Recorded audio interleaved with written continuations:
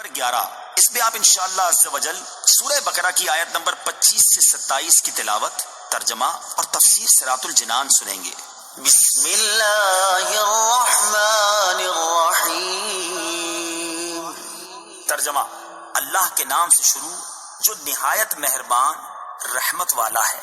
وبشر الذین آمنوا وعملوا الصالحات ان لهم جنات تجری من تحتها الانہار كلما رزقوا منها من ثمرة رزقا قالوا هذا الذي رزقنا من قبل وأتوا به متشابها وَلَهُمْ فِيهَا أَزْوَاجٌ مُطَهَّرَةٌ وَهُمْ فِيهَا خَالِدُونَ۔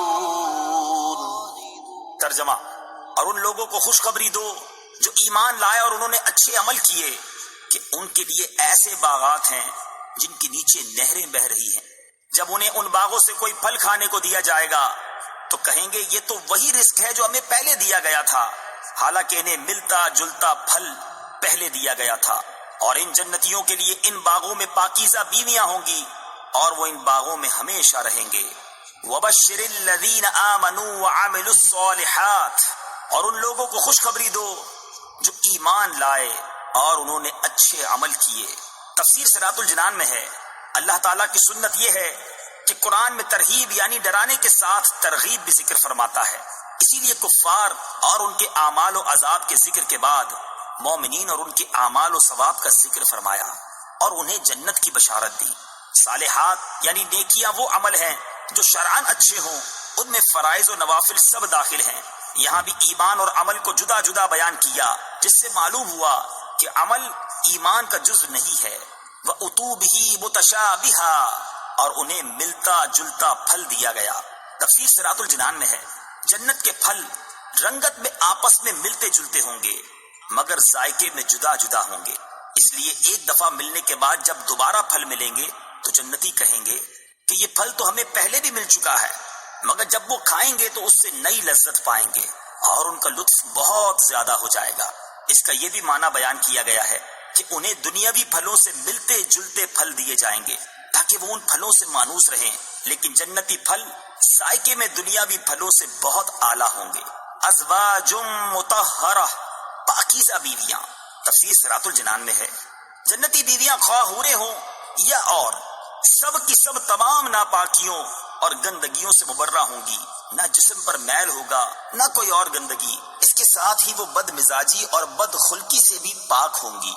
وَهُمْ فِيهَا خَالِدُونَ، وہ ان باغوں میں ہمیشہ رہیں گے۔ تفسیر صراط الجنان میں ہے جنتی نہ کبھی فنا ہوں گے اور نہ جنت سے نکالے جائیں گے، لہٰذا جنت اور اہل جنت کے لیے فنا نہیں۔ ان اللہ لا يستحيي ان يضرب مثلا ما بعوضة فما فوقها فأما الذين آمنوا فيعلمون أنه الحق من ربهم وأما الذين كفروا فيقولون ماذا أراد الله بهذا مثلا يضل به كثيرا ويهدي به كثيرا وما يضل به إلا الفاسقين۔ ترجمہ: بے شک اللہ اس سے حیا نہیں فرماتا کہ مثال سمجھانے کے لیے کیسی ہی چیز کا ذکر فرمائے، مچھر ہو یا اس سے بڑھ کر۔ بہرحال ایمان والے تو جانتے ہیں کہ یہ ان کے رب کی طرف سے حق ہے، اور رہے کافر تو وہ کہتے ہیں اس مثال سے اللہ کی مراد کیا ہے؟ اللہ بہت سے لوگوں کو اس کے ذریعے گمراہ کرتا ہے اور بہت سے لوگوں کو ہدایت عطا فرماتا ہے، اور وہ اس کے ذریعے صرف نافرمانوں ہی کو گمراہ کرتا ہے۔ ان اللہ لا یستحیی، بے شک اللہ اس سے حیا نہیں فرماتا۔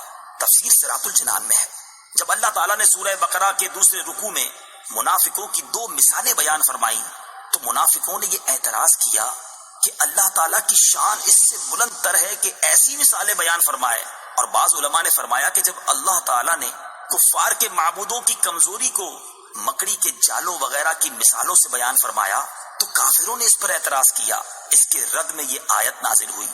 چونکہ مثالوں کا بیان حکمت کے مطابق اور مضمون کو دل نشین کرنے والا ہوتا ہے اور ماہرین کلام کا یہ طریقہ ہے، اس لیے مثال بیان کرنے پر اعتراض غلط ہے. یضل بہ کثیرا، اللہ بہت سے لوگوں کو اس کے ذریعے گمراہ کرتا ہے. تفسیر صراط الجنان میں ہے ان الفاظ سے کافروں کو جواب دیا گیا کہ مثالیں بیان کرنے سے اللہ تعالیٰ کا کیا مقصود ہے.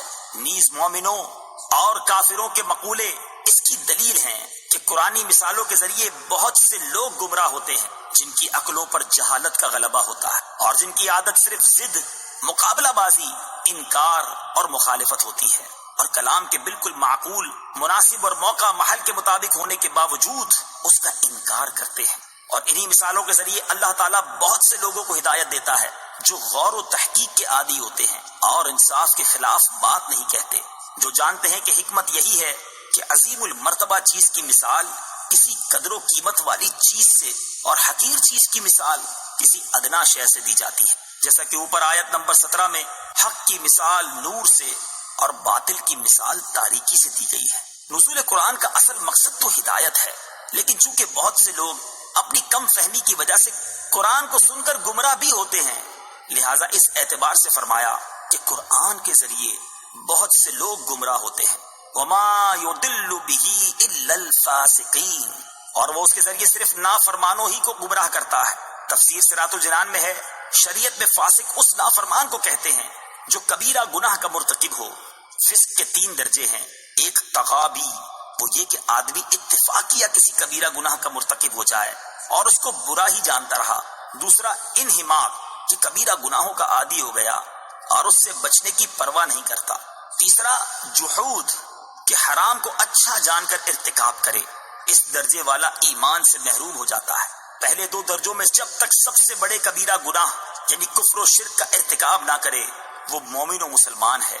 مذکورہ آیت میں فاسقین سے وہی نافرمان مراد ہیں جو ایمان سے خارج ہو گئے. الذين ينقضون عهد الله من بعد ميثاقه ويقطعون ما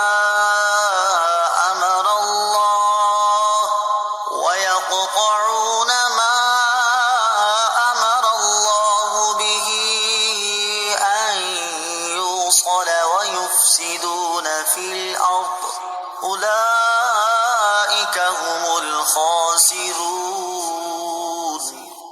ترجمہ: وہ لوگ جو اللہ کے وعدے کو پختہ ہونے کے بعد توڑ ڈالتے ہیں اور اس چیز کو کاٹتے ہیں جس کے جوڑنے کا اللہ نے حکم دیا ہے اور زمین میں فساد پھیلاتے ہیں، تو یہی لوگ نقصان اٹھانے والے ہیں. الذین ینقضون عہد اللہ، وہ جو اللہ کا عہد توڑتے ہیں. تفسیر صراط الجنان میں ہے اس سے وہ عہد مراد ہے جو اللہ تعالیٰ نے گزشتہ آسمانی کتابوں میں حضور سید عالم صلی اللہ تعالیٰ علیہ وسلم پر ایمان لانے کے متعلق فرمایا تھا. ایک قول یہ ہے کہ عہد 3 ہیں. پہلا عہد وہ جو اللہ تعالیٰ نے تمام اولاد آدم سے لیا کہ اس کی ربوبیت کا اقرار کریں. اس کا بیان سورہ اعراف آیت نمبر 172 میں ہے. دوسرا عہد انبیاء علیہ الصلوۃ والسلام کے ساتھ مخصوص ہے کہ رسالت کی تبلیغ فرمائیں اور دین قائم کریں. اس کا بیان سورہ احزاب آیت نمبر 7 میں ہے. تیسرا عہد علماء کے ساتھ خاص ہے کہ حق کو نہ چھپائیں. اس کا بیان سورہ آل عمران آیت نمبر 187 میں ہے. ما امر اللہ بہ، جس چیز کا اللہ نے حکم دیا. تفسیر صراط الجنان میں ہے جن چیزوں کے ملانے کا حکم دیا گیا وہ یہ ہیں: نمبر 1 رشتہ داروں سے تعلقات جوڑنا. نمبر 2 مسلمانوں کے ساتھ دوستی و محبت کرنا. نمبر 3 تمام انبیاء علیہ الصلوۃ والسلام کو ماننا. نمبر 4 تمام کتابوں کی تصدیق کرنا اور حق پر جمع ہونا. ان کو قطع کرنے کا معنی ہے رشتہ داروں سے تعلق توڑنا، انبیاء علیہ الصلوۃ والسلام کو نہ ماننا اور اللہ تعالیٰ کی کتابوں کی تصدیق